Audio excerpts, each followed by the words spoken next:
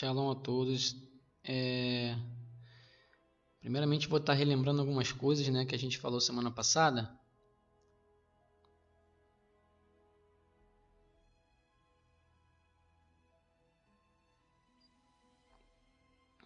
Estou só tentando compartilhar aqui, não sei se o pessoal já está conseguindo ver.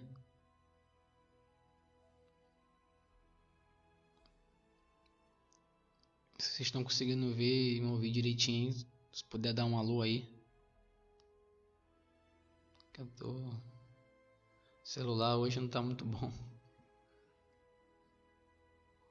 Shalom, Gabriel.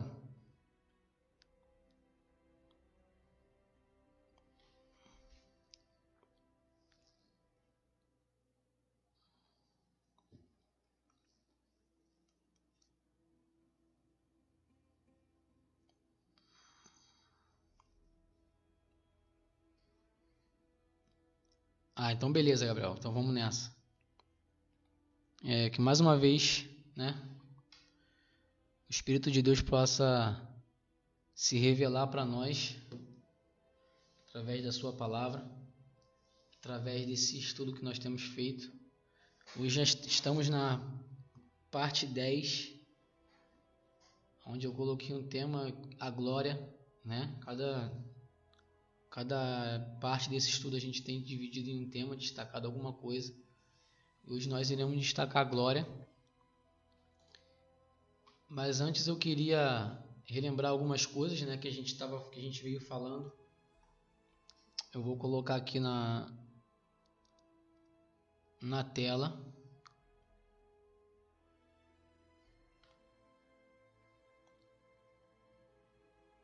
Uma imagem do arraial aqui primeiro.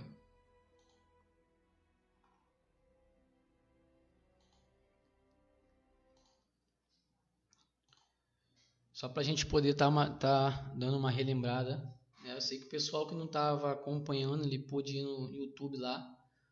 Lá tem as outras postagens, né? E esse daí é o arraial, como nós estamos vendo, dividido pelas 12 tribos de Israel. E lá no meio, a tribo separada, que é a tribo sacerdotal, a tribo de Levi, separado pelas famílias.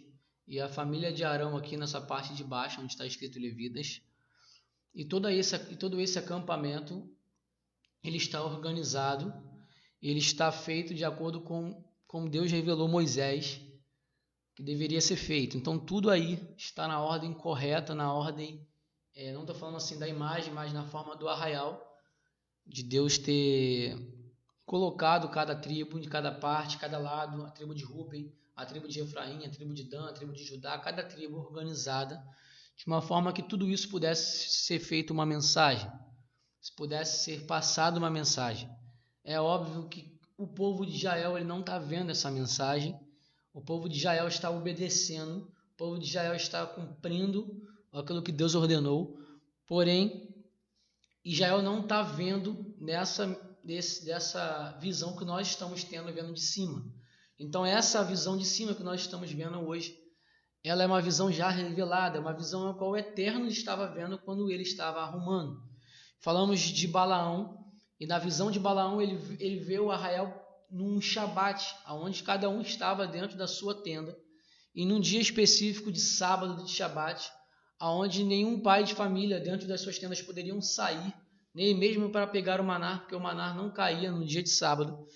E essa é a visão, né, mais ou menos uma visão que Balaão e os outros caras, as outras pessoas que estavam com eles estão vendo acerca do acampamento arrumado. E ele tem uma profecia maravilhosa que a gente falou há dois estudos atrás, e sobre esse acampamento. Então nós entramos mais um pouco, nos aprofundamos mais um pouco agora, e a ponto de chegarmos no tabernáculo. Eu vou colocar novamente o vídeo.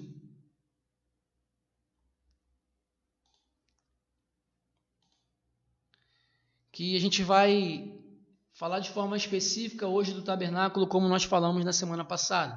Começamos a falar do primeiro móvel, que era o caporet, ou propiciatório, porque Deus começou no primeiro móvel. Porque na verdade não se começa do átrio como alguém entrando, mas se começa do Santo dos Santos, como alguém que está lá vindo para cá. E essa é uma das primeiras mensagens do santuário. Não é um homem indo até Deus, porque se dependesse de nós ou de qualquer um dos homens da humanidade, ninguém, na verdade, bate na porta de Deus para querer alguma intimidade com Ele ou para querer um perdão dele. Primeiro Ele nos convida a entrar e, por incrível que pareça, por mais constrangedor que Ele vem e bate na nossa porta e quer cear conosco. Isso já é uma coisa constrangedora para nós. Então é por isso que a gente começa do Santo dos Santos e vem saindo do lugar santo e depois sai para fora da tenda onde está o átrio. E aqui a gente vai estar vendo mais ou menos os móveis. Eu vou estar já falando para vocês. Vou colocar aqui na tela agora. Então existem 3 compartimentos no tabernáculo.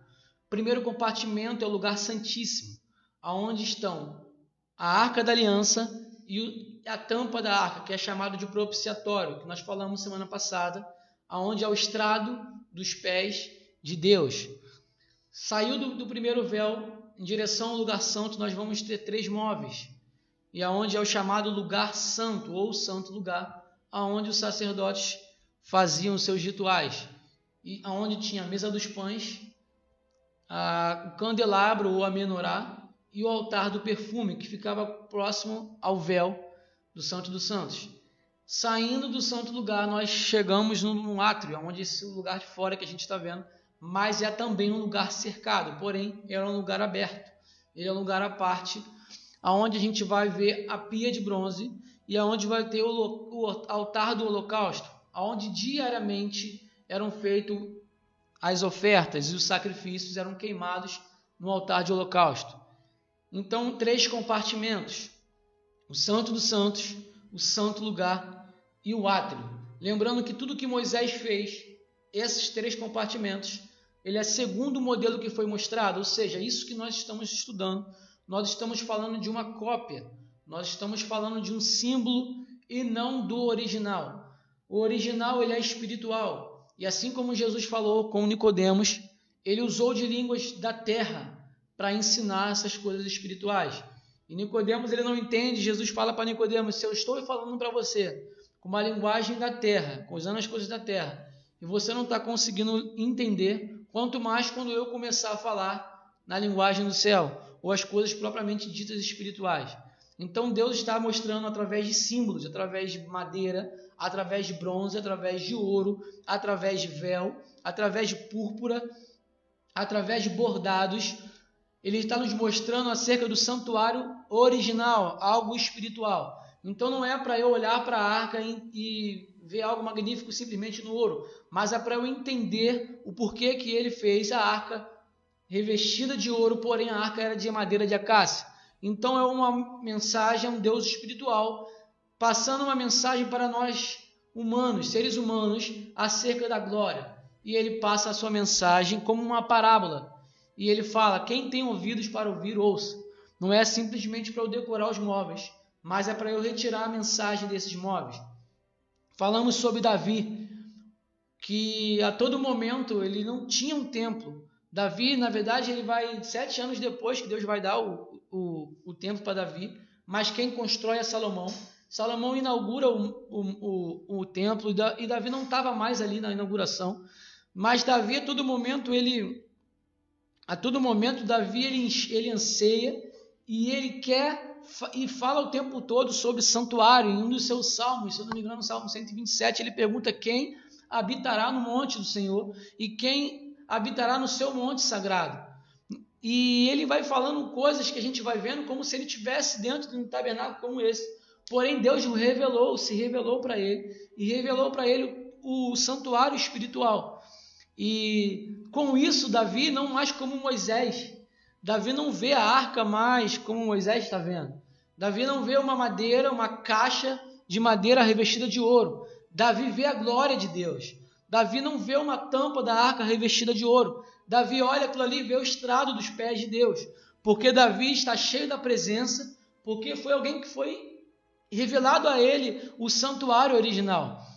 Nos salmos de Davi você vai perceber que ele fala uma coisa pedir ao Senhor e eu buscarei, que eu habite todos os dias na casa do Senhor. É como se Davi estivesse realmente frequentando um templo, mas na verdade Davi não tinha templo.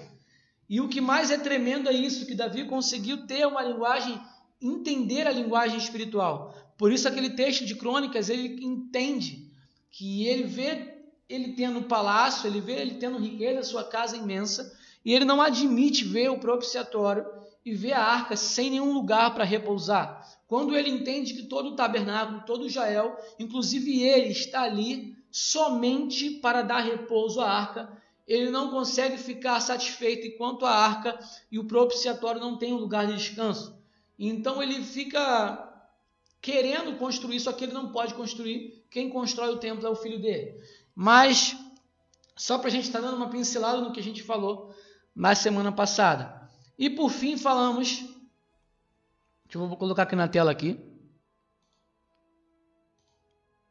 acerca de João Batista.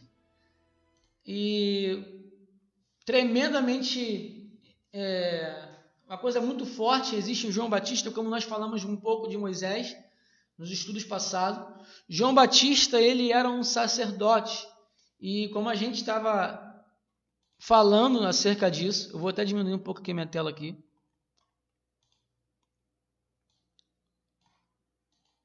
Ele era chamado de o batizador, porque ele batizava, e ele é chamado de o Batista porque ele era o batizador. Porém, a gente ainda negligencia um pouco quem era João Batista.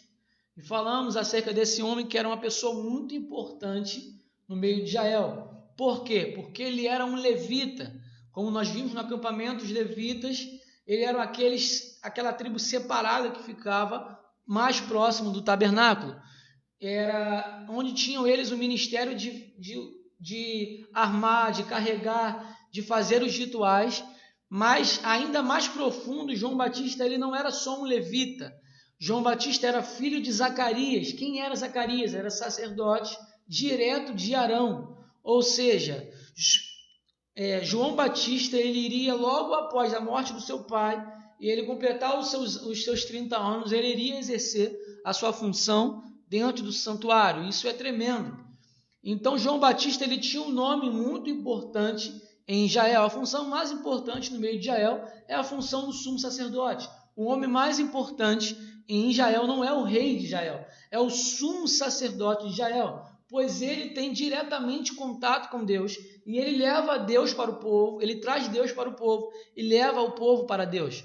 Logo após ele, o sacerdócio é o mais importante, que é aquele que está diretamente ligado com as coisas de Deus, as coisas espirituais. E isso faz também com que nós venhamos querer isso, e não simplesmente reinar para ter riquezas nessa terra, reinar para ter vitórias nessa terra, mas para que venhamos ser sacerdotes, para sermos servos. E por incrível que pareça, contrariando a lógica desse mundo, o servo ele é o maior. E Deus diz que o maior, Jesus diz que o maior é aquele que mais serve. A nosso padrão de vida aqui não é mais ou menos, não é assim que funciona. Nós temos líderes, nós temos governadores que oprimem um povo, onde o pobre continua sendo pobre e o rico continua sendo rico.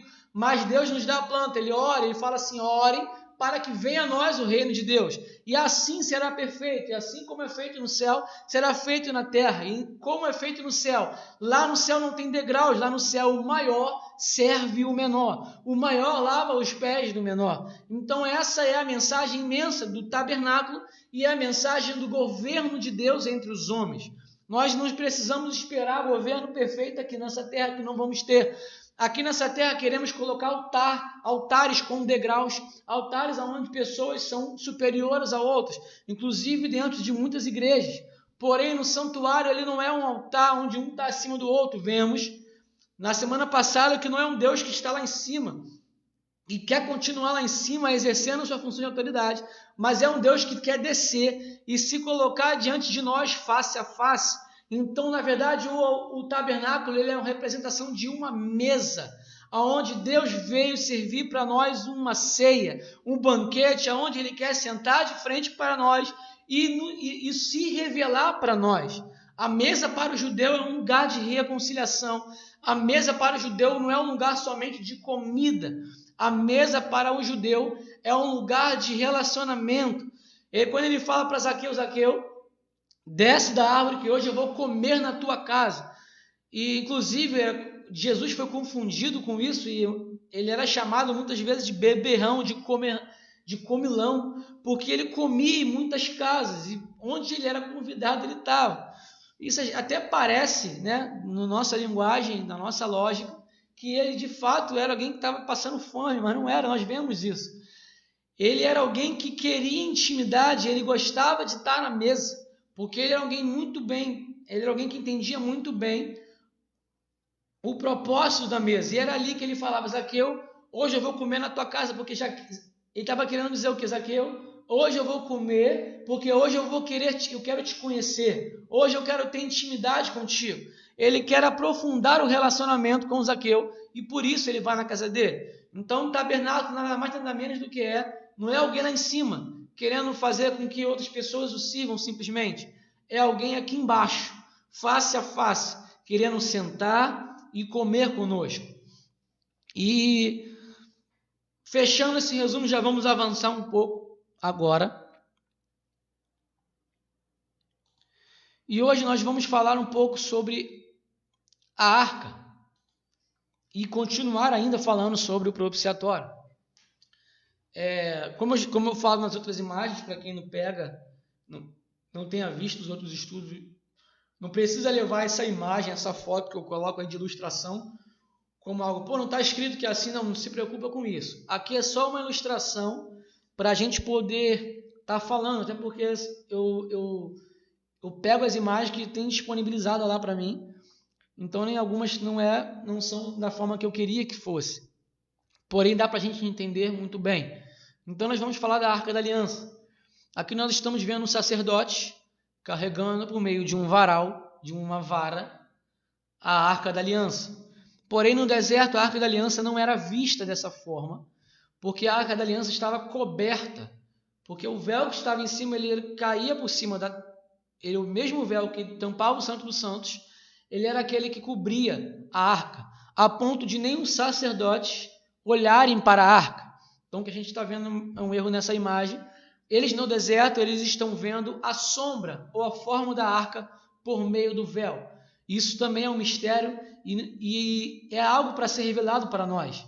Porque assim como no acampamento, nós de fora e Deus de cima, ele consegue ver aquela arrumação perfeita e aquele formato de cruz e aquele arraial perfeito, o povo de Israel ali em si ele não conseguia ver. Então a gente tem que ter um pouco de paciência com esse povo, porque a gente está falando aqui essas coisas, a gente fala assim, poxa, ninguém estava vendo isso que a gente está falando, porque agora o mistério foi revelado, porém para eles não. Eles viam somente uma sombra, eles viam somente uma forma, e a arca nesse momento está tampada pelo véu. Então nós vamos ler aí Êxodo 37, versículo 1 ao 5, ele diz assim, faz também Bezalel, a arca de madeira de acácia. O seu comprimento era de 2 côvados e meio, e a sua largura de 1 côvado e meio, e sua altura de 1 côvado e meio. E cobriu-se de ouro puro por dentro e por fora, e fez-lhe uma coroa de ouro ao redor. E fundiu-lhe 4 argolas de ouro nos seus 4 cantos. Num lado 2, e no outro lado 2 argolas. E fez varais de madeira de acácia, e os cobriu de ouro, e pôs os varais pelas argolas aos lados da arca, para que a arca pudesse ser transportada ou carregada.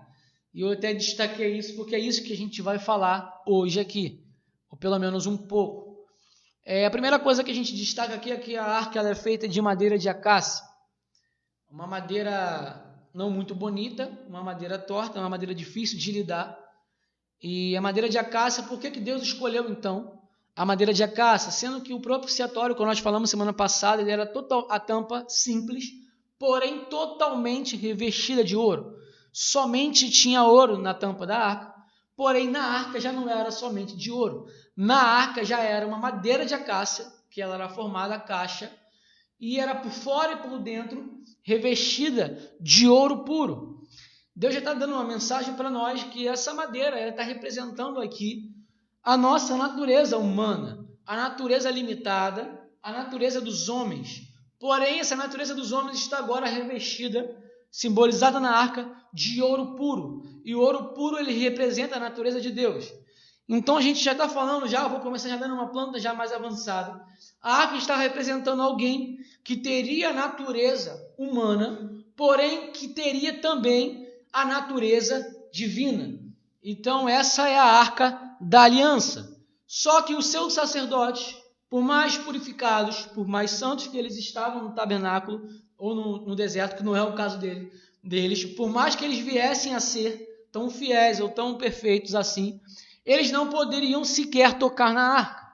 Então, para isso, a arca tinha varais nos dois lados, presos nas argolas de ouro que elas eram formadas. E esses varais eram também de madeira de acácia, revestido de ouro.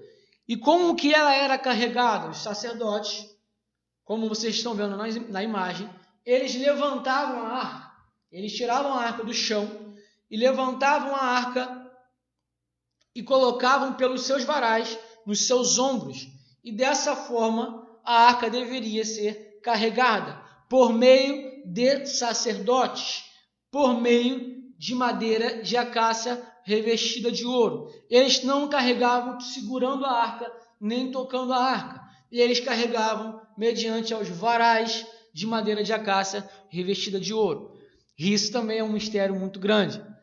Então, qual era a função dos sacerdotes?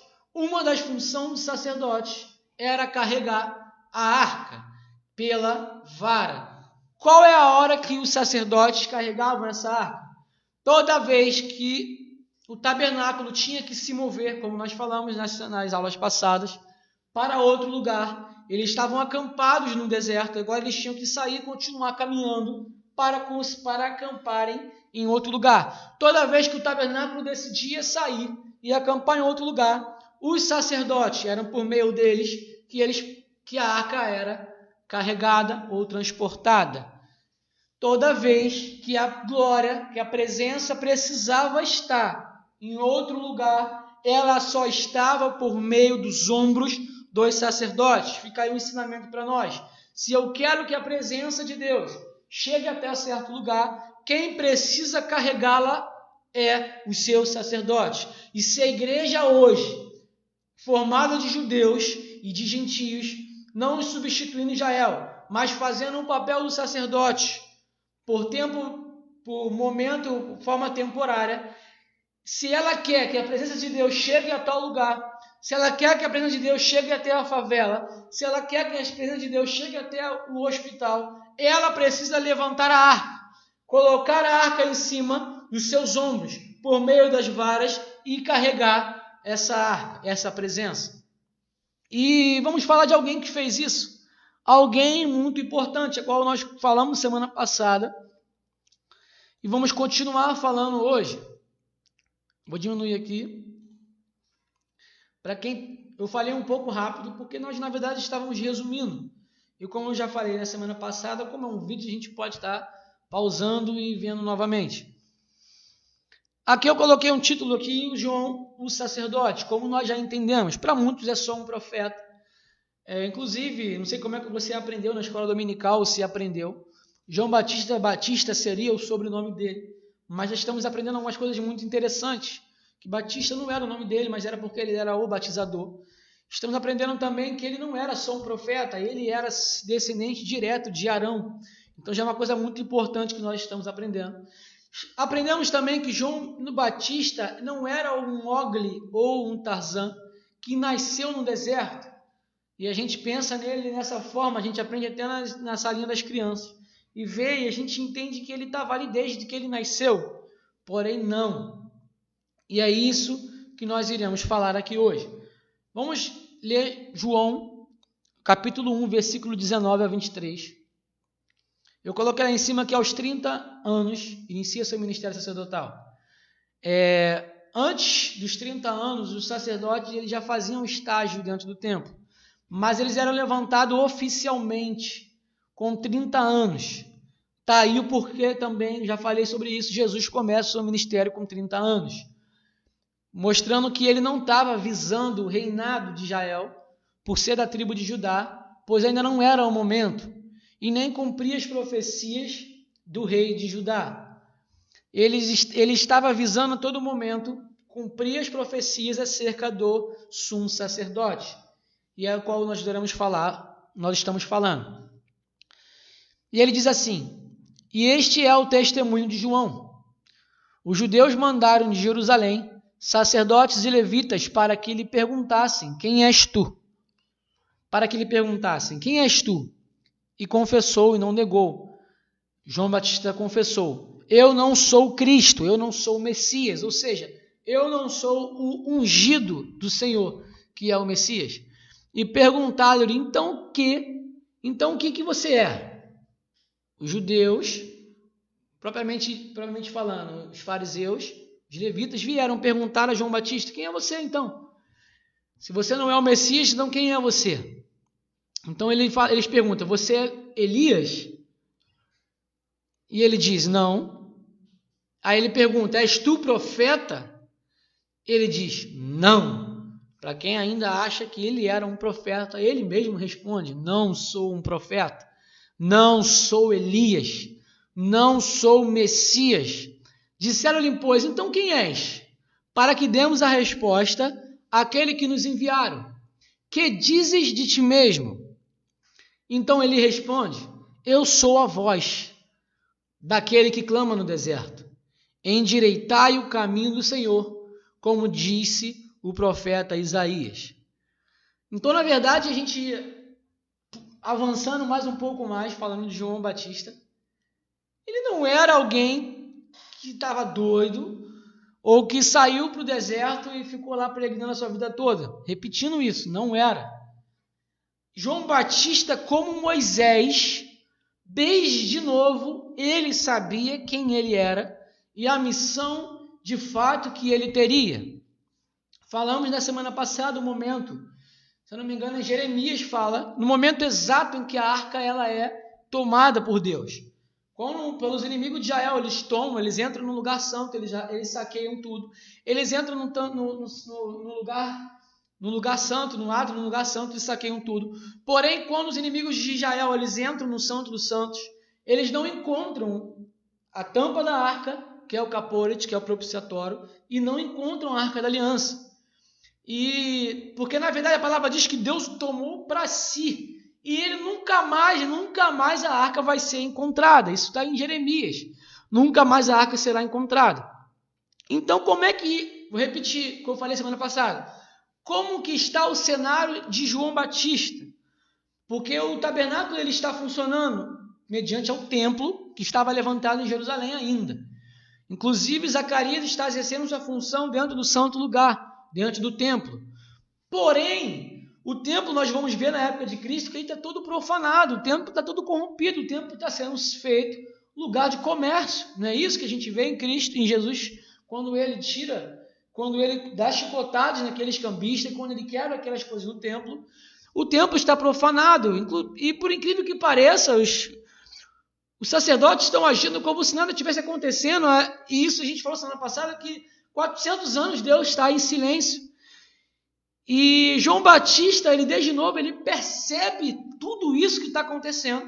E ele percebe que o mais precioso do santuário, o mais precioso do templo, o mais precioso que faz Israel ser um povo precioso, não estava ali, que é a arca e a tampa da arca, que é a presença e a glória de Deus. Então ele entende que ele tem uma missão diferente. Ele entende por ser filho de sacerdote, mas por ouvir o chamado de Deus enquanto ele ainda estava na barriga da sua mãe. Na verdade, quando ele ainda nem era ainda um feto, quando Deus ele foi lá em Zacarias e profetizou João Batista, ele já tinha um chamado e ele entendeu esse chamado desde novo. Porém, ele tem que esperar o momento exato, a idade exata, para começar a exercer o seu ministério. Pela lógica, ele deveria ir para o templo, para poder oferecer os sacrifícios, para poder oferecer os seus rituais, assim como o seu pai, e assim como todos os outros sacerdotes em Jerusalém estavam fazendo. Porém, João Batista percebe que algo mais valioso, ou seja, o sentido do templo, o sentido de Israel, o sentido da terra toda, ela não está ali. Então ele viu que na primeira vez que a arca foi vista foi aonde? No deserto, aonde Moisés a recebeu e aonde Moisés a ungiu. Então ele entende que é no deserto que ele precisa preparar o caminho para que essa arca chegue e para que essa arca seja inaugurada novamente, mas não mais o símbolo, não mais a madeira de acácia revestida de ouro, porque agora, como diz Hebreus, por muito tempo Deus falou por mediante a anjos, por mediante a símbolos, mas hoje ele nos fala através do seu próprio Filho. E como diz João, ele fala aquele que já era desde o princípio. No princípio ele já era o verbo, no princípio ele era a palavra, e esse que era a palavra, ele se fez carne e tabernaculou entre nós, e ele habitou entre nós. A palavra habitou que aparece em João capítulo 1, é a palavra no grego eskenosen, que significa tabernáculo, ou seja, o que ele estava falando? Aquele que era desde o princípio, aquele que era somente a palavra, só era pregação, só era ainda um mistério, aquele que era a palavra, ele se torna carne e ele arma a sua tenda entre nós. Então João, a todo momento, ele sabia e ele esperava a arca chegar. Ele entendeu que o primeiro propósito que ele tinha nessa terra, e o único, era pegar aquele que está vindo da eternidade, recepcionar quando nós vimos, lavar os seus pés, porque alguém que veio de muito longe, e agora exaltar essa glória maravilhosa. E ele se vê nessa missão privilegiada, e a todo momento você vai ver João demonstrando esse privilégio, essa gratidão que ele tem em fazer parte desse projeto, porque realmente é um projeto maravilhoso. Então ele vai descartar tudo isso, ele fala para nós, eu não sou o Messias, eu não sou Elias, e eu não sou o profeta, então de uma vez por todas, João, quem é você? Ele fala, eu sou a voz daquele que clama. Presta bem atenção que não é João Batista que clama, quem está clamando é a voz, ele quer dizer, quem está clamando é outra pessoa. Ele fala, eu sou a voz daquele que clama. Endireitai o caminho. Estão clamando assim, ó. Endireitai o caminho. Esse é o clamor do qual João Batista está simplesmente, somente sendo a voz. E ele fala como disse o profeta Isaías. Lembrando que João Batista ele era alguém muito importante, como eu botei aí embaixo, escrito. João Batista, Jesus só foi reconhecido depois que João Batista falou assim, é ele, ó, como um corrém, ou seja, como um sacerdote, alguém da linhagem direta de Arão, somente pela aval dele, somente pelo apontar dele, Jesus poderia ter, depois dali, ter as pessoas vindo o seguir, as pessoas vindo o ouvir, porque as pessoas acabaram de ouvir um sacerdote apontando para Jesus e falando assim, ó, é ele. Se João Batista não fala, é ele, Jesus não teria autoridade em Jerusalém para poder falar ou para poder ensinar. Por isso que no seu batismo, João Batista não entende, ele fala assim, é você que deveria me batizar, não eu te batizar. E Jesus falou assim, não, isso é necessário para que se cumpra. E Jesus fala que é necessário que ele seja batizado por João Batista, ou seja, é necessário que João Batista dê autoridade para ele, para que as pessoas viessem reconhecer Jesus a partir dali. E você vai ver que a partir dali, é a partir do batismo, e a partir do momento que João Batista aponta para Jesus, que Jesus começa a ter os seus seguidores. Para você ver a pessoa que João Batista era, de suma importância. Vamos continuar. Vamos falar agora de Isaías, né? Que ele falou. Que profecia é essa? Que João Batista falava acerca de João Batista. Em Isaías, vocês estão vendo aí na tela,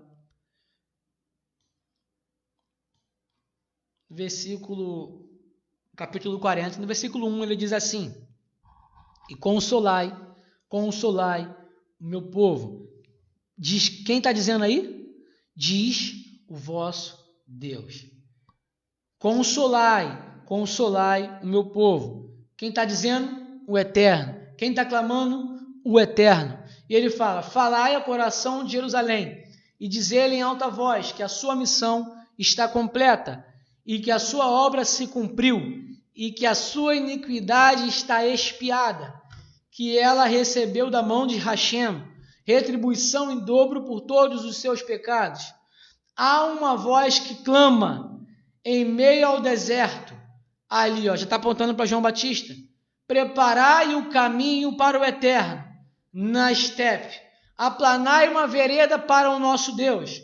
Seja entulhado todo o vale. Todos os montes e colinas sejam aplanados. E todos os terrenos acidentados se tornam planos. As escarpas serão niveladas. A glória do Eterno, de Hashem, que é o nome sagrado, o Senhor, ou seja, Adonai, será revelada. A glória de Deus será revelada. E juntos todos a contemplarão, porquanto a boca do Eterno, de Hashem, o afirmou. Então, quem está clamando é Deus. E quem é a voz? João Batista. Mas ele está clamando o quê? Prepara o caminho. Vales, quem está embaixo, se coloque plano, se coloque na superfície. Quem está exaltado, os montes, abaixa a bola, se coloca plano. E que faça um caminho bem plano. Para quê? Para que a glória do Eterno seja revelada. Então, na verdade, João Batista ele vai para o deserto, primeiro porque ele vai ser a voz de alguém que está clamando no deserto. Alguém que está clamando no deserto há muito tempo.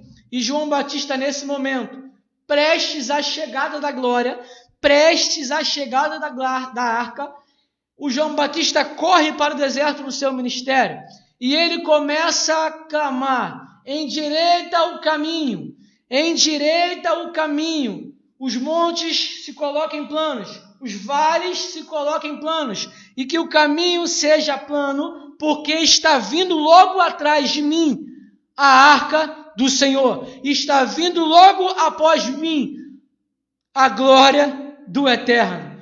E essa é a mensagem que João Batista veio pregar. Desde novo, ele entende que ele precisava se preparar para ser essa voz, porque era a partir dele. Ele vem na frente, gritando e pedindo para que se afastem, pedindo para que o caminho seja colocado. Para quê? Para que tem que endireitar o caminho da glória que está vindo atrás?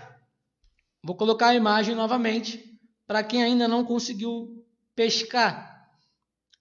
João Batista está falando da glória, da arca que não estava no templo. Então é por isso que João Batista vai para o deserto, porque a arca que não está no templo, ela vai ser novamente vista no deserto.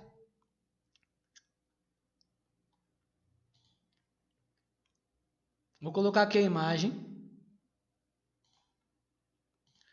Como todo sacerdote, João Batista entendia muito bem como que tinha que ser feito.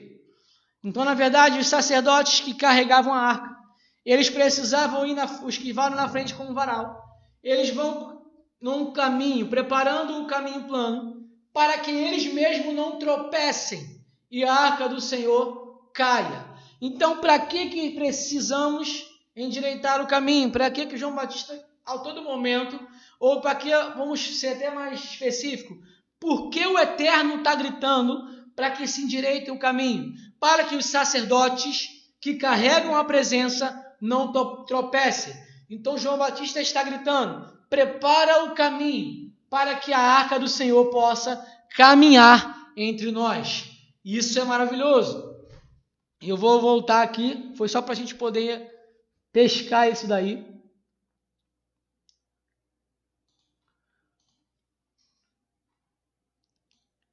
Então nós estamos vendo que João Batista a todo momento entende a missão dele no deserto. E ele entende que ele está ali como um sacerdote para carregar e inaugurar e trazer, como Moisés fez no deserto. Ele novamente vai para o deserto para poder preparar o caminho, porque ele sabe que no deserto é que está vindo a arca do Senhor, ou seja, a presença do Senhor, ou seja, a glória do Eterno. E quem está clamando não é ele é somente a voz daquele que clama. Porque quem está clamando há muito tempo é o Eterno. Como eu disse, irmão, tudo vem direto dele. Todo o desejo, todo o primeiro passo, todo o amor e toda a graça vem dele para conosco. E João Batista entende sua missão e se coloca no lugar certo. E ele continua. Nova imagem na tela. João capítulo 3, versículo 29 e 30. Diz assim, confirmando o que a gente falou nessas semanas todas, semelhante a Moisés, ele diz, aqui está tendo um debate, uma discussão acerca dos discípulos que já estão seguindo a Jesus. Jesus já está batizando agora do outro lado do Jordão e os seguidores de Jesus já estão aumentando. Só que João Batista veio para isso. E eles vêm falando, os seguidores de João Batista, de Cristo, já estão começando a crescer. Como se João Batista ficasse preocupado que os seguidores deles estão agora largando João Batista para seguir a Jesus. E a igreja de Jesus, entre aspas, está crescendo e a de João Batista está diminuindo. E ele fala, e eles perguntam, questionam isso, João Batista tira toda a pretensão deles em querer jogar alguma glória para João, e ele diz assim, ele vai falando, e ele cita isso que eu destaquei aqui. O que tem a noiva é o noivo. Presta bem atenção nisso. O que tem a noiva é o noivo. O amigo do noivo que lhe serve e o ouve. Ou seja, quem tem a noiva é o noivo. Quem tem direito a casar com a noiva é o noivo. E quem tem direito a casar com a noiva é o noivo. E quem tem direito a casar com o noivo é o noivo. Para o amigo do noivo lhe resta o serviço e o ouvir. Ele fala, o amigo do noivo lhe serve e o ouve. Alegra-se grandemente por causa da voz do noivo. Ele está falando, eu me alegro grandemente por fazer parte desse ministério, sendo um amigo do noivo. Para mim isso já é o suficiente. Eu não estou preocupado que os meus discípulos estão saindo e deixando de me seguir para seguir os discípulos de Jesus. E ele fala, vocês não entenderam nada, eu estou aqui para isso. Irmãos, prestem bem atenção. A missão do sacerdócio é essa. Se você, porventura, está começando a entender que você tem algum seguidor e você acha que por você ter dado atenção, acha que você ter dado ensinamento, ter orado, ter dedicado a sua vida por alguém, e aquela pessoa, por alguma outra situação, ela vai deixar a tua igreja, vai deixar o teu discipulado para seguir a outro lugar, você vai ter a pretensão ainda de ficar triste com isso. Entenda, irmão, quem tem a noiva é o noivo, e é o direito da noiva ir para o noivo. Nós, e João Batista entende muito bem isso, o sacerdócio que ele está exercendo, ele está ali para carregar a arca para alguém, ele está ali para levar o privilégio da presença para alguém. Então quem tem o privilégio é quem está recebendo a arca, mas ele entende que quem está tendo o privilégio também é ele que está tendo a todo momento o privilégio de carregar a arca. E ele fala, e eu me alegra, o noivo alegra-se grandemente por causa da voz do noivo.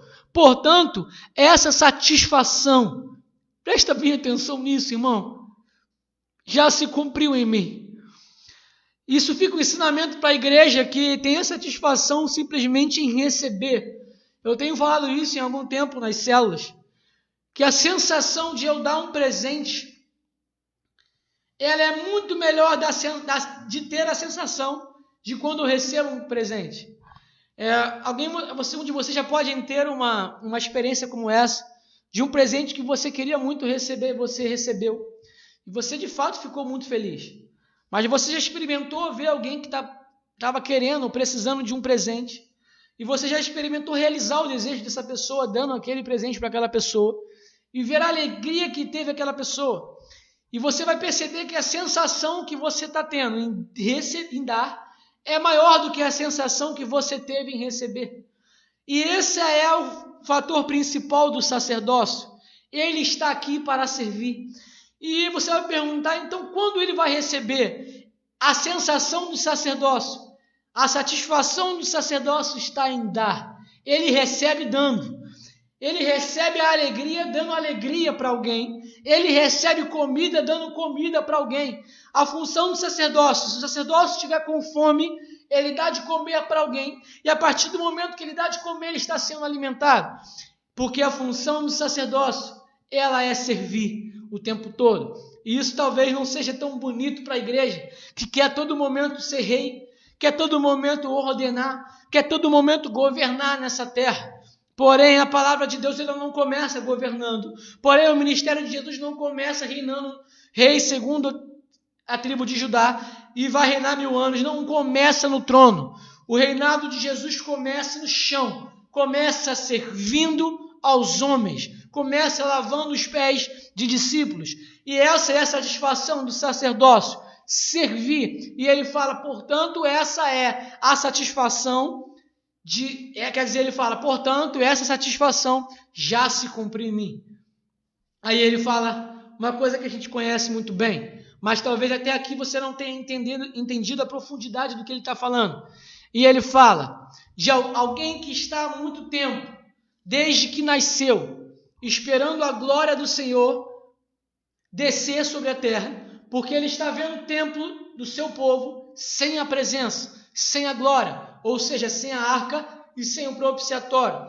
E é por isso que ele corre para o deserto e ele começa a se servir de voz, porque tem alguém no deserto clamando que já está chegando a glória, que a glória de Deus vai ser revelada, mas porém, entretanto, alguém tem que preparar o caminho, e João Batista vem para ser a voz daquele que está gritando, e fala para o povo de Jerusalém, fala para o povo de Israel e toda a Judéia. Ele fala, prepara o caminho, que a arca de Deus, a arca do Eterno está chegando. Prepara o caminho, que a arca do Eterno está chegando. E agora, nesse momento, ele cumpre a satisfação, ele cumpre o ministério dele, aonde ele está vendo os seus discípulos deixarem o discipulado dele, e agora seguindo o discipulado de Jesus. Porque, na verdade, ele não fez discípulos para ele fez discípulos para Jesus. E aprendam isso também. Nós não fazemos discípulos para nós fazemos discípulos para Cristo. Assim como de Cristo não faz discípulo para ele, Cristo faz discípulos para o Pai. E ele fala, tudo que eu fiz foi acerca do que o Pai já fez. Eu só estou discipulando vocês da forma com que o Pai me discipulou antes. Então prestem bem atenção nisso. E nesse momento, o ápice do ministério de João Batista e ao mesmo tempo o fim do seu ministério.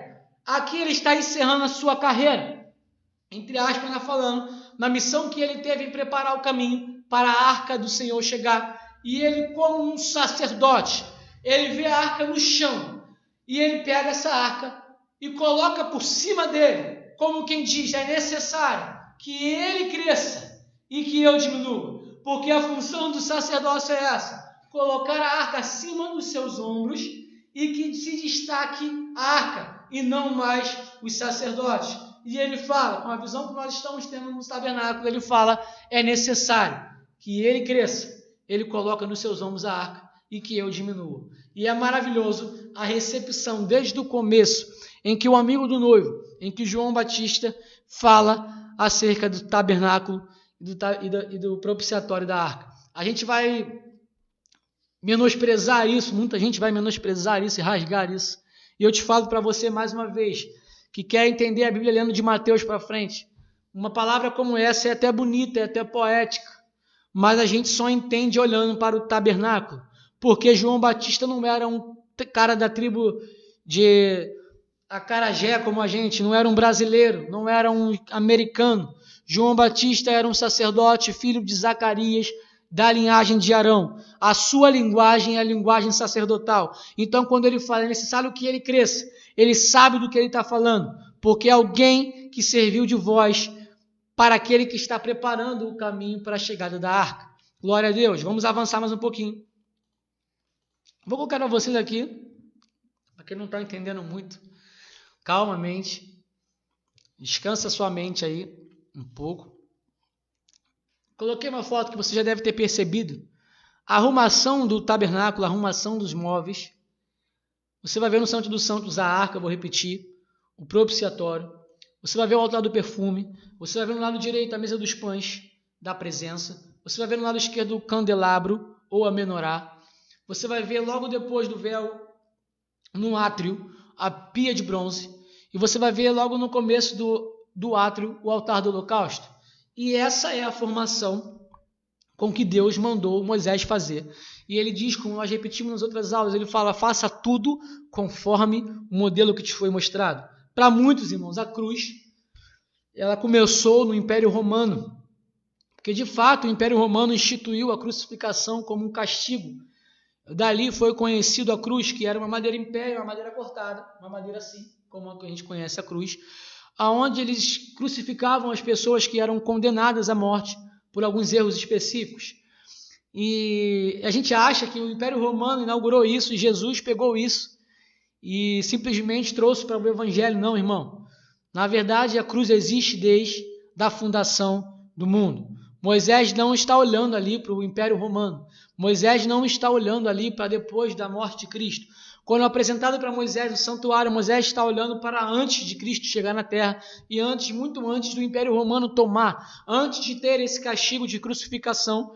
Então Moisés ele está fazendo tudo conforme o modelo. Então pasme para quem não sabe, a cruz já existe no céu. Pasme para quem não sabe, a forma que o santuário é posto, no santuário celestial, ele já é uma cruz. Então, na verdade, quem foi depois foi o Império Romano e não Deus. Deus, como arquiteto, como nós falamos, ele já sabe de todas as coisas. Como ele disse em Isaías, eu anuncio o fim desde o princípio. Todas as coisas que não aconteceram ainda, eu já estou anunciando desde Gênesis. Ele fala, o meu propósito será realizado. Então essa era a formação, não é simplesmente um poema, como é que eu posso falar, uma ilustração para você achar bonito, não, era de fato a cruz que era a formação do santuário. É para você poder estar entendendo um pouquinho hoje, porque se a cruz é o formato do santuário, e se no alto da cruz, lá onde Jesus estava com a cabeça, ele está no Santo dos Santos, então onde ele está com seus pés é no altar do holocausto. Depois eu vou colocar uma imagem propriamente dita em Jesus, eu estou colocando para você já possa imaginar Jesus na cruz e a simbologia de cada lugar aonde está cada um dos móveis. E se, como eu falei, dando a planta, se Jesus, a cabeça dele, na crucificação, ele está no Santo dos Santos, os pés deles estão no átrio. Então é mais ou menos isso que a gente vai começar a falar. Eu estou dando só uma planta para a tua mente já começar a se preparar. Vamos pular agora para uma outra cena aqui, para continuar falando sobre a arca. Maravilhoso esse assunto. E Isaías capítulo 6, versículo 1 ao 3, diz assim: no ano em que morreu o rei Uzias, eu vi também ao Senhor, assentado sobre um alto e sublime trono, e a cauda do seu manto enchia o templo. Serafins estavam por cima dele, cada um tinha 6 asas, cada 2 cobriam seus rostos, e com 2 cobriam seus pés, e cada 2 voavam, e clamavam um ao outro: Santo, Santo, Santo é o Senhor dos Exércitos, toda a terra está cheia da sua glória. Essa é a visão do profeta Isaías. Eu vou destacar algumas coisas aqui que a gente vai poder estar pegando, para quem ainda nunca pegou. A primeira coisa que eu vou falar é sobre as asas desses serafins. Eu não sei se você imagina e fantasia na sua mente serafins com asas para voar e tal. Na verdade, como a gente está falando, todas essas imagens são espirituais. Inclusive os serafins, os anjos, na verdade, eles são seres espirituais. E Deus está trazendo para nós uma mensagem. Aí ele falou, sim, eu vou disponibilizar, vou mandar lá para postar ela, aí vocês conseguem baixar a foto da cruz. E quando ele fala dos anjos que têm asas, eles são seres espirituais. Lembra que ele está trazendo algo espiritual para uma linguagem terrena. Não é para você imaginar um ser saindo voando com um monte de asa, não é isso. Inclusive, se a gente for falar literalmente, né, acerca disso, em Apocalipse diz que a mulher, que nós entendemos ser, a Bíblia fala que aquela mulher de Apocalipse, aquela mulher que está grávida, aquela mulher que está com asas de águia, é Jael. Aí eu vou te perguntar, será que Jael é uma mulher? Será que Israel tem asas de águia? Israel voa por aí? Não, seria loucura. E a gente entende perfeitamente que aquela visão de João em Apocalipse não é uma coisa literal. Ele está nos passando uma mensagem, porém a gente tem dificuldade de entender isso, às vezes Gênesis também, para entender também que não é literal. É óbvio que tem algumas coisas que são literais, mas coisas espirituais como essas não são literais. Como Jesus falou para Nicodemos, Nicodemos, eu estou te falando com coisas naturais, você não está entendendo? Imagina quando eu começar a falar com coisas espirituais. Então vamos tirar a fantasia da cabeça e vamos entender acerca da mensagem espiritual. Porque claro que há asas na Bíblia, tem o seu significado e o porquê que Deus está falando sobre asas e por que eles têm 6 asas. Uma das coisas que a gente pode entender aí que muita gente pode ter dúvida. A primeira coisa que eu vou falar aí é acerca do eu vi também o Senhor. Muita gente que lê esse texto aí, os judeus eles bugam com esse texto, é que como que o profeta Isaías vai ver alguém que não é possível ser visto? Lembra que nós falamos em Atos, diz que nós nos movemos nele, nós existimos nele e fomos criados dentro dele, ou seja, nós estamos dentro dele. Além de ele ser um ser espiritual, a palavra diz que ele habita numa luz inacessível. E no Evangelho vai falar que a qual ninguém viu, ninguém pode ver, jamais verá, irmão, a face dele. Ou seja, ninguém viu Hashem, ou seja, ninguém viu o Eterno, ninguém viu o Criador. O Pai, vamos falar assim dessa forma melhor. Ninguém viu o Pai. Cristo é a imagem do Pai. Até o Filipe fala para Jesus, pô mestre, mostra-nos o Pai. Jesus fala para Filipe, Filipe, eu estou com você há tanto tempo, você ainda não viu o Pai? Quem vê a mim, vê ao Pai. Porque como nós falamos, Jesus é o santuário físico, enquanto o Pai é o santuário espiritual. E ele habita numa luz inacessível, ao qual ninguém viu e ninguém pode ver. Depois eu vou disponibilizar esse versículo aí que eu nem tinha separado. Então, quem que Isaías está vendo? Assentado sobre um alto e sublime trono. Então, nós vamos falar sobre isso também. Primeiro, vamos ter, como eu falei na semana passada, alguns textos, o texto da Bíblia ele foi escrito no original em hebraico. Para quem ainda nunca ouviu falar sobre isso, acho que a Bíblia foi escrita em português. Tenha calma, isso é uma coisa simples, mas às vezes quando a gente está com a mente cheia e nunca ouviu falar sobre isso, a gente meio que dá uma trava na mente. A nossa Bíblia é em português, mas tem a Bíblia americana, tem a Bíblia em Israel, cada um na sua língua. Mas como o nosso mestre ele é judeu, né? Como Jesus ele não é brasileiro, ele não é romano, ele é judeu, Israel tem a sua língua própria. Por mais que em Israel fosse falado várias vezes o grego, o aramaico, inclusive na época de Jesus, a língua original de Israel, dos hebreus, é o hebraico. Preste bem atenção nisso. Então, quando Moisés escreveu a Torá, que é a qual nós estamos estudando, que é Gênesis, Êxodo, Levítico, Números, Deuteronômio, ele não escreveu no brasileiro, não escreveu em grego, nem em latim, nem em inglês. Ele escreveu no hebraico. E o hebraico é a língua por qual Deus se disponibiliza a falar acerca da humanidade. Porque o hebraico ele tem uma profundidade muito grande. Por exemplo, uma palavra em português tem alguns significados. Vou dar um exemplo, pena. Pena em português ele pode significar várias coisas, depende do contexto. Por exemplo, tem pena de dó, pena de galinha, pena de morte. Eu não posso falar pena sem dar um contexto, então através do contexto eu entendo aquela palavra.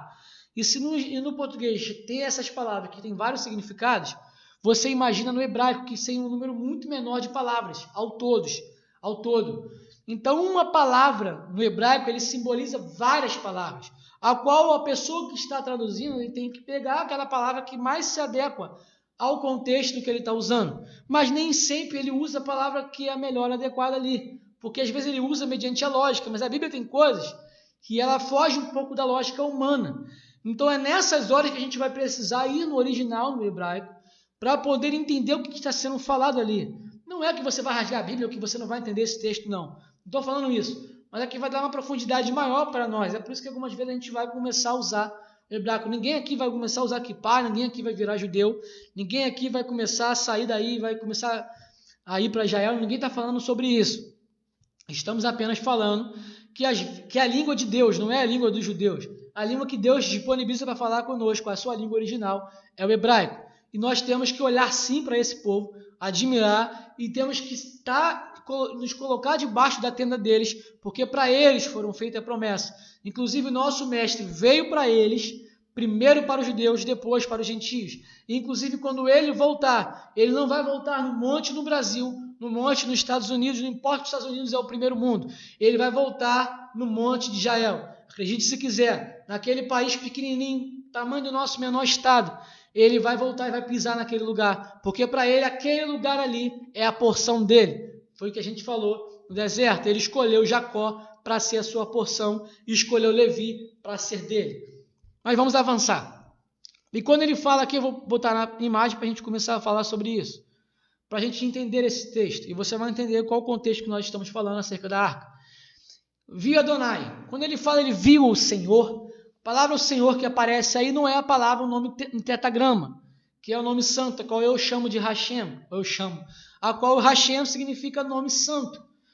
Por isso que a gente troca o nome sagrado, que não tem pronúncia, quer dizer, tem pronúncia, mas nós não sabemos a pronúncia, esperaremos ele para pronunciar, ficaremos assim, não falaremos Yahvé ou nada de outra palavra, esperaremos o nosso sumo sacerdote anunciar. E esse tetragrama nós chamamos de Hashem, porque significa no hebraico nome sagrado, ou eterno, porque é o nome que não temos pronúncia. Só que o Adonai já não é o nome eterno. O Adonai, ele é o nome santo. Quer dizer, o Adonai ele é o nome de Senhor. E, inclusive, nós vemos em Salmos 110 um texto dizendo: disse o Senhor ao meu Senhor. Esse é um texto que é muito debatido, inclusive, para os judeus. A primeira palavra que ele fala, disse o Senhor, no original em hebraico é um tetragrama, que é esse aí, o Hashem, a qual nós estamos falando. E ele fala, diz Hashem, e a segunda a palavra que aparece é Adonai. E ele fala, disse Hashem, disse o Pai, vamos falar assim, ao Senhor. E fica um pouco confuso para o judeu, porque o judeu não acredita em Cristo. Porém, para nós já fica mais claro, porque é como se ele colocasse o Pai, o Hashem, e o Adonai é o Senhor, é o Filho. E ele está falando assim, disse o Pai ao Filho. Espera aqui do meu lado, até aquele versículo que a gente já conhece. Disse Hashem Adonai, disse o Pai ao Filho. A gente está vendo aqui, quem foi a pergunta que eu fiz, quem o profeta Isaías está vendo? Será que ele está vendo aquele que ninguém pode ver? Cometeríamos uma heresia falar que ele está vendo Deus ali, está vendo o eterno que é inacessível, qual ninguém viu e ninguém pode ver. Por isso ele cita não como Hashem, ele fala vi Adonai, ele fala vi o Senhor, como o Salmos vai falar a mesma palavra utilizando para o Filho, para Jesus, para Yeshua. Então a primeira parte a gente já começou já a decifrar aí e entender quem ele está vendo. E eu vou provar isso. E ele fala, vamos falar sobre sobre o vi, quem ele está vendo? Deixa eu dar uma olhadinha aqui, que eu não me lembro de ter feito esse versículo, mas eu vou ler aqui para vocês. Vou pedir que vocês abram a Bíblia aí também, se vocês tiverem, que é João 12. João 12, versículo 38.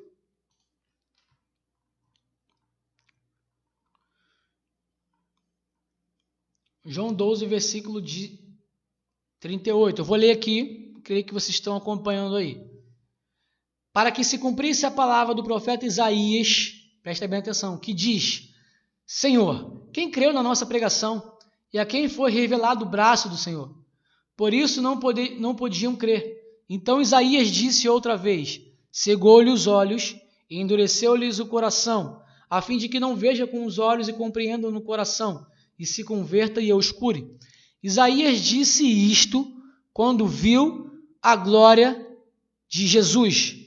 Isaías, versículo 41 diz, Isaías disse isso quando viu a glória dele. Eu não coloquei, mas o versículo é esse daí que eu falei. João 12, versículo 38.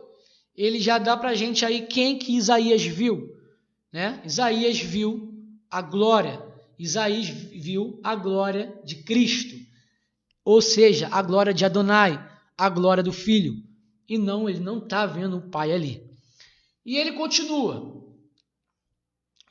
Vamos voltar aqui rapidinho para o versículo. Ele diz: vi também o Senhor assentado sobre um alto e sublime trono. Diferente das palavras que a gente veio colocando, que a gente veio citando nos outros estudos, eu separei a palavra alto e a palavra sublime para explicar que alto e sublime é esse que ele está vendo.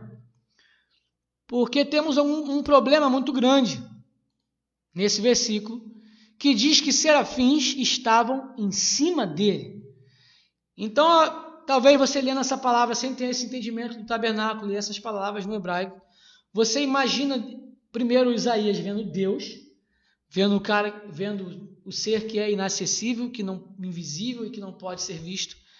E você está vendo os serafins acima dele. Seria uma outra heresia acreditarmos que existem anjos acima do Eterno. Ele está acima de todos. O Eterno está no lugar mais alto. Nós vimos falando sobre isso.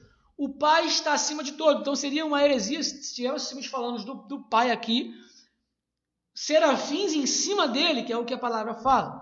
Então a palavra alto que aparece aí era rum no hebraico, que tem o significado de algo que está no chão, sendo levantado. É algo que está no chão sendo levantado, por isso está sendo alto. Como algo que está sendo levantado, como algo que está sendo exaltado.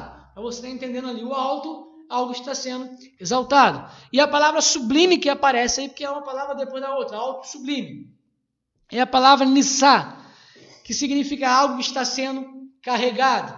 Ou seja, viu Adonai sentado no alto e sublime trono. Ele está falando, eu vi a glória de Cristo sendo levantado e carregado. É isso que Isaías está falando. Porque alto rum significa aquele que está no chão sendo levantado. E aquele que está sublime é Nissan, aquele que está sendo algo que está sendo carregado. Que, como eu falei, seria uma heresia alguém ver o Pai, e seria uma heresia eu falar que serafins, e eu falaria, pô, o profeta Isaías está na carne, está vendo uma visão carnal. Não, o profeta Isaías não está na carne, e o que ele está vendo, Jesus já falou, ele está vendo não o Pai, ele está vendo a glória do Cristo, e ele não está vendo lá em cima, ele está vendo como quem está no chão sendo exaltado. Presta bem atenção nesse momento exato em que Isaías está tendo essa visão. Uma outra questão que a gente pode falar aqui, serafins. Serafins vem da palavra saraf, que significa simplesmente em chamas ou queimar. Eu não sei se você já aprendeu em algum lugar, eu não lembro na verdade como que eu aprendi, mas a gente sempre imaginou que existiam as classes de anjos, como anjos, querubins, serafins, arcanjos, e a gente separou isso e cada um significa uma coisa. Não, na verdade, até a palavra arcanjo, né, que a gente vai ver alguns evangelhos falando, que as pessoas acham que a palavra arcanjo no grego ele significa príncipe dos anjos. As pessoas dizem que ele só existe um príncipe dos anjos, que é qual Miguel, era um príncipe dos anjos, só existe um, porque a palavra arcanjo ela significa príncipe dos anjos, que é dita no Novo Testamento, no chamado Novo Testamento. Porém, Daniel, naquela passagem daquela guerra dos anjos, a palavra diz que veio Miguel, você pode ler lá na sua Bíblia, um dos príncipes dos anjos, ou seja, o que é o arcanjo? É um príncipe do anjo, é um anjo normal, é um anjo comum, porém príncipe dos anjos. E como não existe só o Miguel, existem outros príncipes dos anjos, ou seja, numa classe de anjos, Miguel é o príncipe, mas existem outras classes com outros príncipes. Uma coisa bem simples. Pelo significado do nome a gente já mata, príncipe dos anjos. Era um anjo comum, porém um príncipe, um líder. E os serafins também é uma coisa muito simples. A palavra em chamas. Então é a palavra anjos em chamas, ou a palavra querubins, que é o que a gente está vendo na arca. Eles estão tomados pelo fogo. Eles estão tomados, estão queimando. A gente vai falar aqui hoje. Por que eles estão tomados pelo fogo? E a palavra um para o outro, que nas nossas versões, e muitas delas está escrito uns para os outros, que a gente imagina que tem vários anjos, uns para os outros, louvando e dizendo santo. Só que essa expressão aí é a mesma usada em Êxodo 25. Eu não sei se eu coloquei aqui também, mas você pode depois ver esse contexto lá, vou colocar depois na descrição no YouTube, quando eu colocar, nos comentários aqui da postagem, quando a live terminar, ele está dando a mesma palavra quando ele está dando o propiciatório. Ele fala sobre os querubins, e ele fala um para o outro, é a mesma palavra que ele usa para esse um para o outro aí de Isaías. Então, por isso, nós já damos o significado, vamos voltar para a visão da glória, já que já está na versão correta. Ele diz: um ano que morreu o rei Uzias, eu vi também o Senhor. Quem é esse Senhor? João vai falar que é a glória de Cristo, assentado sobre um alto e sublime trono. Lá em cima, não. Vindo, sendo levantado, sendo exaltado, sendo carregado. E a cauda do seu manto enchia o templo. Serafins estavam por cima dele. Classe de anjos especiais? Não. Eram os querubins que agora estavam cheios de fogo, cheios de chamas. Cada um tinha 6 asas. Aí no destaque ele fala: e clamavam um ao outro: Santo, Santo, Santo é o Senhor dos exércitos. Toda a terra está cheia da sua glória. O que na verdade os anjos estão vendo, quer dizer, o que na verdade Isaías está vendo, é aquele que estava na eternidade.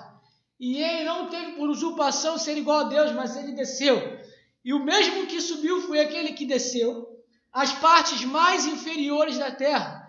E nesse momento, como nós estamos vendo, João Batista começou a exaltar a arca, mas agora a visão de Isaías não é mais aquela no começo do ministério de Cristo.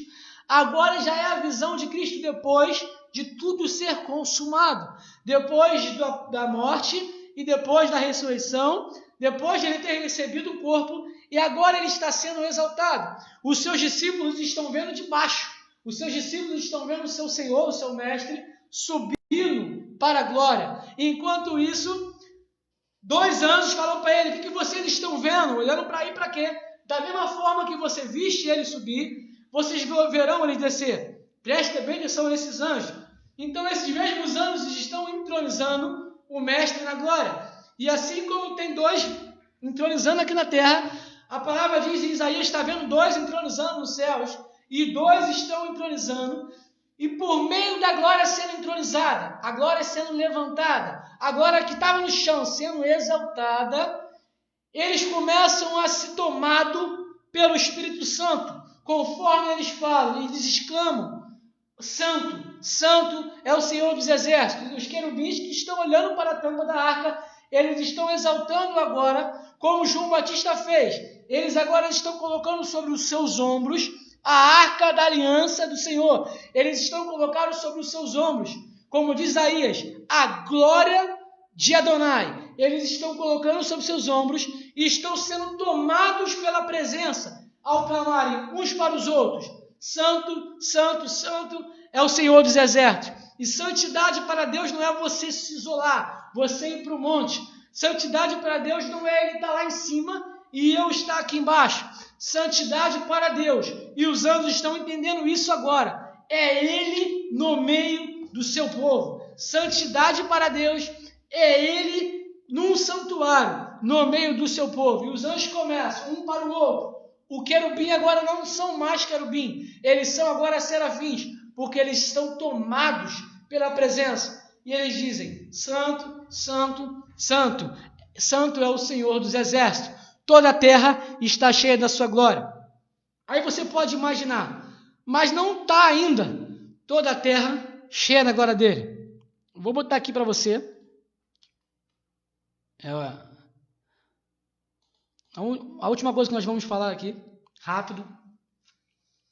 Falamos sobre o propiciatório. Eu perguntei semana passada o que os querubins estão fazendo, olhando para a tampa da arca o tempo todo. Como nós vimos semana passada, a tampa da arca é o estrado dos pés de Deus. E como diz Isaías, o estrado dos pés de Deus é a terra. E não é um lugar que ele está falando que é o estrado dos pés porque ele quer pisar e exercer autoridade, mas é o lugar que ele quer repousar os pés. E os anjos ficam loucos por isso, porque Deus ele descobriu e ele encontrou na terra, no lugar dos seres humanos, totalmente limitados e falhos, um lugar para ele poder repousar os seus pés. E se ele fala: no céu é meu trono, porém a terra é o estrado dos meus pés. E os anjos ficam doidos com isso, porque os anjos, eles agora, desde o momento que Adão peca, os querubins foram postos no santuário, no jardim, para proteger, para guardar o jardim e para fazer as funções sacerdotais no lugar de Adão, até que o próximo Adão venha e toma o seu lugar de sumo sacerdote.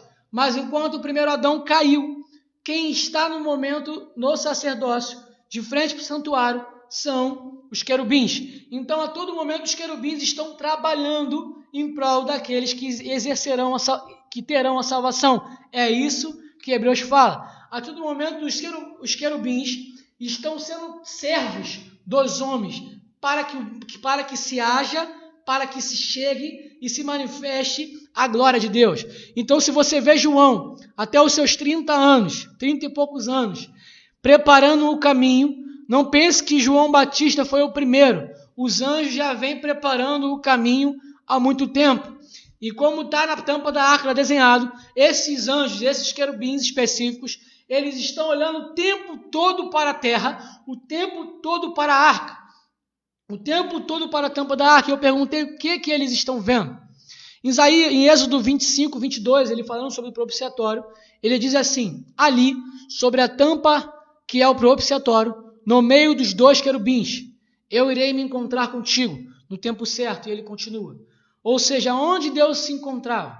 Porque se a terra é o estrado dos pés, ou seja, se o propiciatório, a tampa da arca, é o estrado dos pés de Deus, aonde é o trono de Deus? O trono de Deus é entre os querubins. Coisa maravilhosa, porque ainda que lhe falte um trono para ele dos seres humanos, não lhe faltará um trono para ele dos querubins, que estão aqui para fazer a função sacerdotal. E já daí a Bíblia responde ela porque ele precisa de 2 ou mais para que ele seja entronizado. Para que haja um trono, é preciso de 2 ou mais reunidos no nome dele. Então, o trono, aonde está o trono? O trono está entre os querubins. E o propiciatório é onde ele repousa os seus pés. E ele só vem no trono, ele não mora no trono, ele vem no trono para encontrar com o ser humano. E ele coloca lá embaixo, em Levítico 16, versículo 14, 15, diz assim, uma pergunta que a gente fez: o que eles estão vendo ao olhar a tampa da arca? Esse aqui é o dia do perdão, ou Yom Kippur, que nós iremos falar dele mais para frente, se Deus permitir.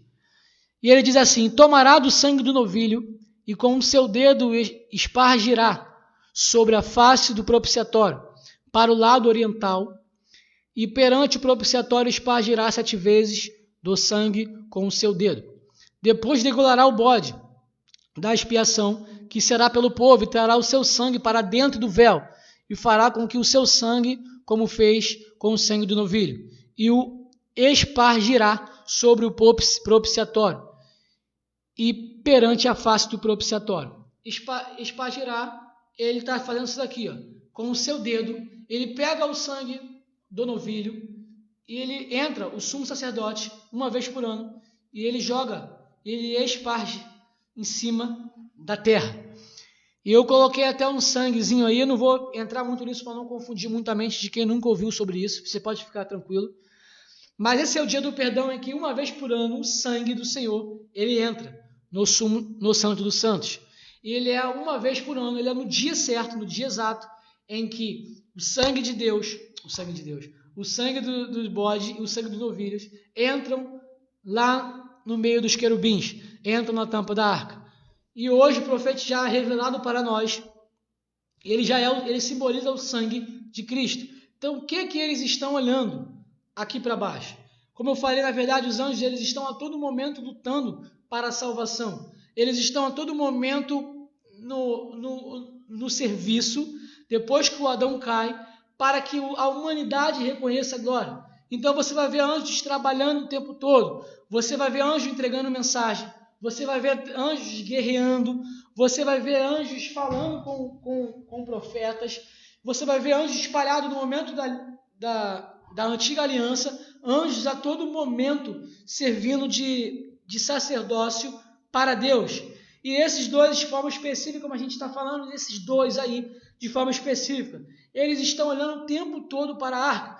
Alguém que está trabalhando o tempo todo, alguém que está de serviço esperando algo que acontece uma vez por ano, não mais com sangue de bodes, não mais com sangue de touros, não mais com uma representação da arca, mas eles esperam esse tempo certo, esse dia exato em que o sangue de Cristo vai espargir sobre a humanidade, na terra.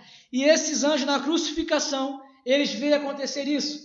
E porque Cristo fala, está consumado, os anjos exaltam ele, como a gente leu em Isaías, e introduz ele de novo no Santo dos Santos, só que no santuário original. E é por isso que os anjos falam, toda a terra está cheia da sua glória, porque para os anjos, na visão dos anjos, já está consumado, já está pago. E para a gente aqui na terra é só uma questão de tempo, em que tudo será consumado, em que tudo se voltará para Cristo. Porém, Cristo já pagou tudo. Cristo já viu a dívida e ele cancelou a dívida que a humanidade tinha. E ele deu para nós uma nova história. Uma nova criação foi inaugurada a partir da ressurreição de Cristo. E a partir do momento que ele é introduzido no Santo dos Santos, o anjo que trabalhou, os anjos que trabalharam o tempo todo para que isso fosse concretizado, eles estão tomados de felicidade, tomados do Espírito Santo, e eles já estão falando, toda a terra está cheia da tua glória, ou seja, assim como foi feito aqui nos céus, já está sendo feito na terra. Glória a Deus. E os anjos reconhecem isso. Então, o que eles estão olhando? Eles estão olhando a redenção que está acontecendo por meio do sangue, que era simbolizado para nós acerca do tabernáculo uma vez por ano. O sumo sacerdote espargia 7 vezes, ou seja, uma vez por ano. Ele anunciava que vai chegar um dia, num tempo certo, em que Deus ele se unirá à terra e esse sangue irá aspergir sobre a terra e pagará o preço da humanidade toda. E esses anjos são aqueles que introduziram quando ele chegou e estão introduzindo quando ele partiu.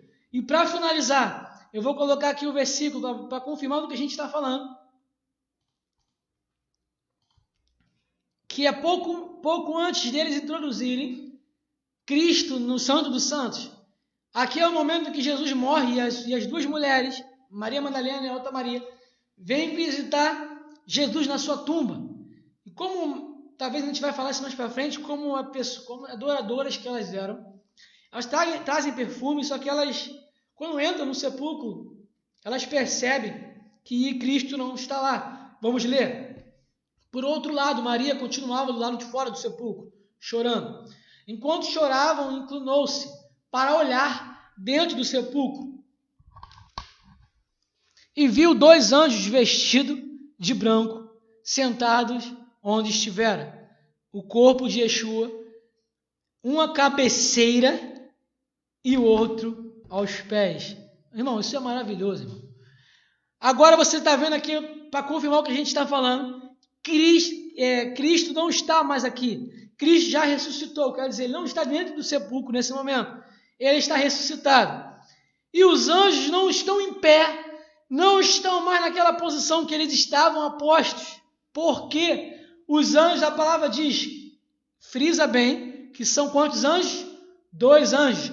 E estão sentados, como alguém que já terminou a sua função, como alguém que trabalhou muito e veio preparar todo esse momento para o dia da redenção e o dia que fosse pago pelo sangue toda a condenação, toda a dívida da humanidade.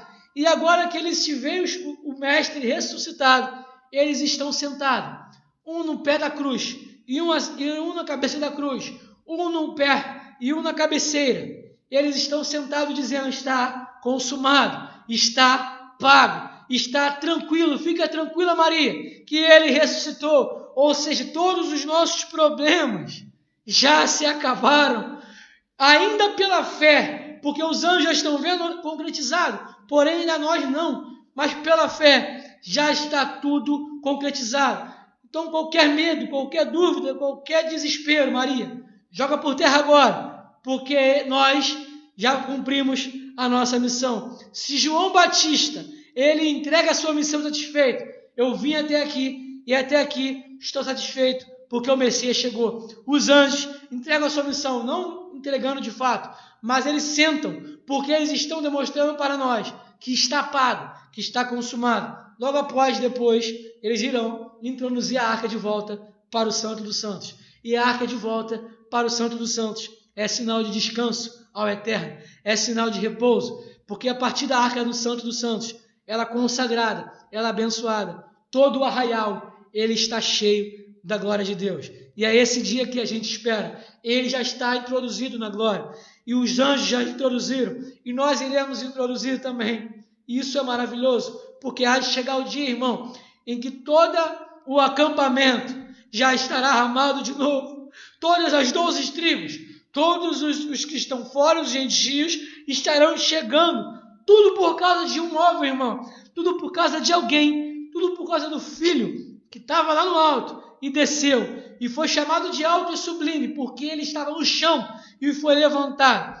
E por contrapartida, se Satã queria colocar a cadeira dele acima das 4 estrelas de Deus, querendo ser maior do que aquele era, ele foi abatido aos lugares mais extremos da terra, ao Seol, e foi humilhado. E Jesus dando uma baita lição em Satã e em Adão, e em todo aquele que insiste em ser soberbo, em todo aquele que insiste em ser arrogante. Enquanto vocês estão querendo crescer, enquanto vocês estão querendo colocar vocês em degraus altos, enquanto vocês estão querendo títulos, eu que tinha estava no lugar mais alto, eu que tinha todos os títulos, eu desci até os lugares mais extremos da terra, e não fui eu que me exaltei, eu me humilhei. Por meio dessa humilhação, os anjos o exaltaram, os sacerdotes o exaltaram. Glória a Deus pela essa mensagem. E essa é uma das mensagens da arca, dos varais da arca, e o fato do sacerdote carregarem a arca. Os sacerdotes não simplesmente carregavam a arca para levar a presença, mas também para entronizar a presença do Eterno. E se tem alguém que merece ser entronizado, é aquele que desceu, é aquele que se humilhou às partes mais baixas. Toda vez que você for erguer um culto, eu creio que você não vai erguer um trono com o seu irmão, seja no seu irmão, seja na sua casa, seja na sua igreja. Você não vai erguer da mesma forma. Primeira coisa que João Batista fez, a satisfação dele estava em servir. Primeira coisa, está lá embaixo, coloca em cima. Se em cima estão as minhas preocupações, se em cima estão os meus assuntos, se em cima está o meu trabalho, se em cima está a minha família, se em cima está qualquer outra coisa. João Batista fala assim, ó, tira tudo, aplana o caminho, estamos preparando um culto para ele, ergue ele, porque importa que ele cresça e que eu diminua. O que importa é que no centro, exaltado acima dos nossos ombros, acima das nossas prioridades, esteja a glória de Deus sendo exaltada, e que assim nós iremos ser tomados pelo Espírito Santo, assim como os querubins não foram mais querubins e foram tomados por chamas, e Isaías já vê eles como serafins, cheios da glória. Assim serão os nossos cultos, se nós entendermos isso. E Davi vai nos dar uma planta, entrai por sua porta com ações de graças, com louvores, porque ele entende que ninguém chega à presença de Deus jogando pedidos, jogando um monte de coisa, querendo entrar no Santo dos Santos. Não é dessa forma, irmão. O máximo que nós podemos chegar até os pés, porém ele desceu até os pés e nós devemos recebê-lo com graça, com ações de graça e com louvores, e que o Eterno possa ser glorificado no nosso meio mais uma vez. Independente de tudo, irmão, ele foi e ele será glorificado, já assim na terra como é feita no céu. E graças a Deus chegará esse dia, em que será o dia em que Deus verá toda a sua família reunida, os anjos, os homens, os mortos, todos eles reunidos na mesma mesa, no mesmo arraial. Fiquem com Deus.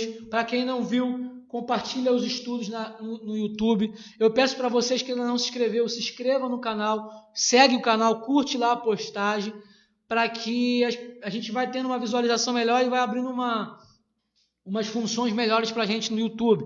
Mas independente também, não é para que nós venhamos ser proclamados, como nós estamos falando, o que importa é que a gente suma e a arca de Deus seja levada, a palavra e o evangelho verdadeiro. Amém, irmão? Fiquem com Deus.